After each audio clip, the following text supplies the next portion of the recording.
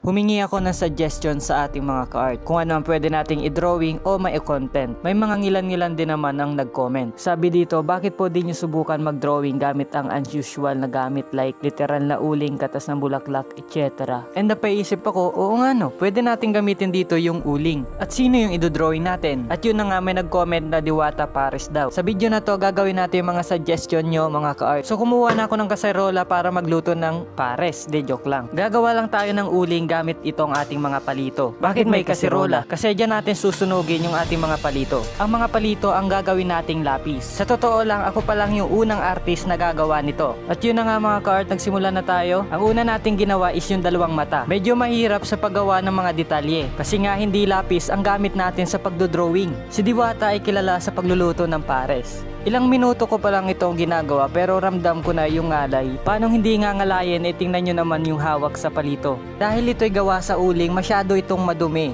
Kaya kailangan natin burahin yung mga dumi. So ito lang yung gagamitin natin yung pambura. Di ko in-expect na maganda yung kalalabasan ng ating drawing. Oo, kulang yung detalye pero kahit hindi lapis ang gamit natin, nakuha pa rin natin yung magandang itsura ni Diwata. Oo, aking Diwata. At yun mga ka-art, tapos na ang ating kakaibang obra. So nilagyan ko na lang dito ng art hand signature. And voila, ito na yung ating Diwata drawing using palito. Huwag kalimutang mag-follow. Thank you.